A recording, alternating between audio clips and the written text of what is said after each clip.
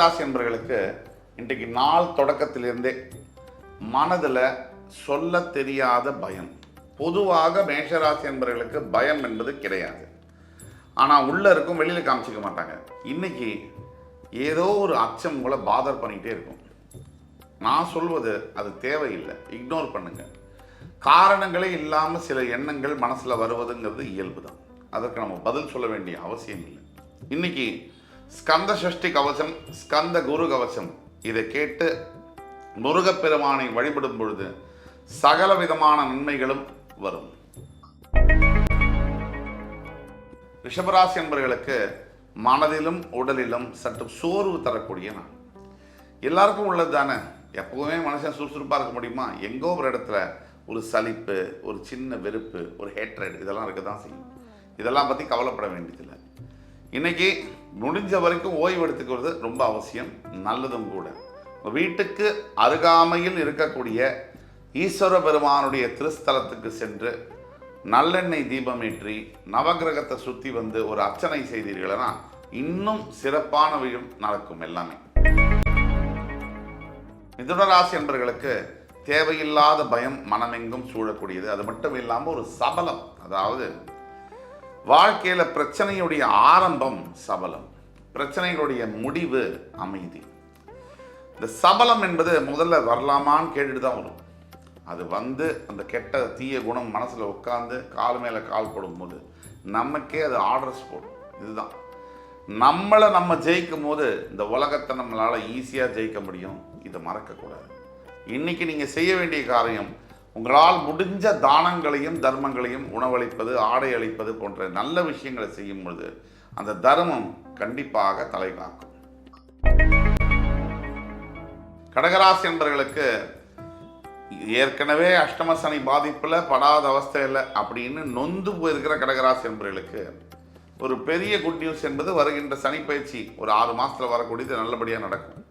ஆனால் அதுக்கெல்லாம் முன்னாடி உடனே தீர்வு வேணும் அப்படின்னு நினைக்கிற கடகராசி என்பவர்களுக்கு நீங்கள் செய்ய வேண்டியது இதுதான். முடிஞ்சால் திருநள்ளாறில் போய் சனீஸ்வர பகவான தர்பாரண்யேஸ்வரரை தரிசனம் செய்யுங்க.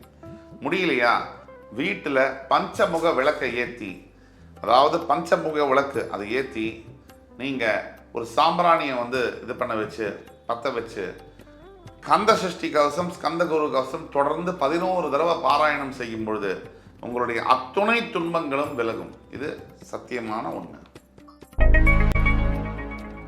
சிம்மராசி என்பவர்களுக்கு மகிழ்ச்சிகரமான நாளாக வருகிறது. நண்பர்களோடு சேர்ந்து நல்ல பரஸ்பர நட்பை பரிமாறிக்கொள்வதற்கும், பழைய நினைவுகளை நினைவு கூர்ந்து அதன் மூலியமா மகிழ்ச்சி பெறுவதற்கும், வாழ்க்கையில் எதிர்காலத்திற்கான உதவிகளை கேட்டு பெறுவதற்கும் உகந்த நாளாக வருகிறது. முக்கியமான கண்டிஷன், நல்ல நண்பன்ட்டு தான் கேட்கணும். சிம்மராசிக்கு நிறைய நண்பர்கள் இருந்தாலும் நல்ல நண்பன்னா தேடி தான் பார்க்கணும். 1 இல்லை 2 ஜாக்கிரதையாக உற்ற நண்பனிடம் சேர்ந்து பழகும் பொழுது நல்லது நடக்கும். கன்னிராசி நேயர்களுக்கு மனம், உடல் எல்லாத்திலையும் மகிழ்ச்சிகரமான நாளாக வருகிறது. இன்றைய நாள் ரொம்ப சிறப்புமிக்க நாளாக கன்னிராசி நேயர்களுக்கு வருகிறது.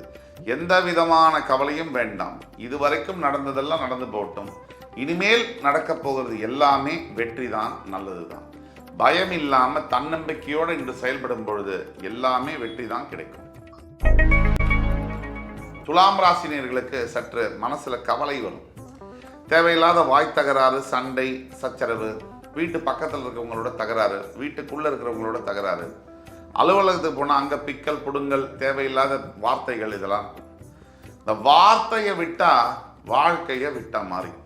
வார்த்தை ரொம்ப ரொம்ப முக்கியம். வார்த்தையை சரியாக பயன்படுத்துவதற்கு வாழ்க்கை சரியாக இருக்கும் அப்படிங்கிறது உண்மை. அப்போ நாக்கில் இருக்கு உங்களுடைய வாழ்க்கை அப்படின்னு சொன்னால் அது மிக இல்லை. இன்னைக்கு பேசாமல் இருப்பது ரொம்ப நல்லது. விருச்சிக ராசி நேயர்களுக்கு வெற்றி மழை பொழியும். எவ்வளவு வருஷமா நீங்க ஏங்கிட்டு இருக்கீங்க, எனக்கு எதுவுமே சரியில்லை வாழ்க்கையில், நீ எதுவுமே நடக்கலைன்னு, இன்னைக்கு அந்த தலையெழுத்து மாறும். எதிர்காலம் உங்களுக்கு ஒளிமயமானதாக இருக்கும் அப்படிங்கிற நம்பிக்கை இன்னைக்கு பிறந்தே தீரும். எதுக்கும் கவலைப்பட வேண்டியதில்லை. உங்களோட குழந்தைகள் மூலியமாக நல்ல செய்தி உங்களை தேடி வந்து சேரும்.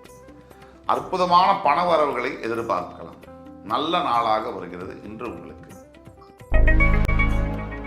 தனுசு ராசி நேயர்களுக்கு நாள் முழுவதும் அற்புதமான நாள். என்ன விசேஷம் இன்னைக்கு?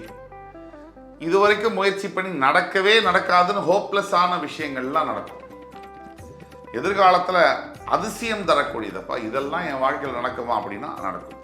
முதல் முறையான விமான பயணம், முதல் முறையாக 5 ஸ்டார் ஹோட்டலில் போய் சாப்பிட்றது, நல்ல நகை வாங்கி கொள்வது, லட்சியங்கள் நிறைவேறுவது, ஆம்பிஷன்ஸ் எல்லாம் இன்றைக்கி உங்களால் அச்சீவ் பண்ண முடியும் அப்படின்னா அதில் மிக இல்லை. இன்றைக்கி நீங்கள் வழிபட வேண்டிய தெய்வம் ஈஸ்வர பெருமான்.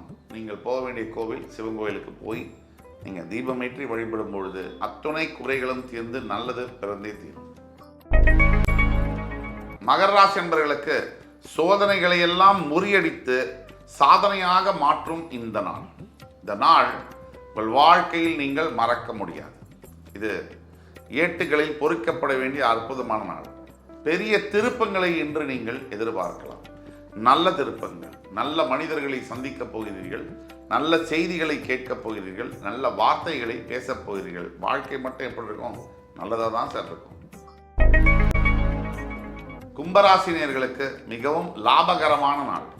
இன்றைய தேதியில் எஸ்பெஷலி ஹோட்டல் துறை, ரியல் எஸ்டேட் துறையில், அரசியலில் இருக்கக்கூடிய தலைவர்கள், காவல்துறையில் பணியாற்றக்கூடிய நண்பர்கள், வக்கீல்களாக, நீதிபதிகளாக, சட்டத்துறையில் பரிமளிக்கக்கூடிய நண்பர்கள் அனைவருக்கும் நல்ல நாளாக வருகிறது.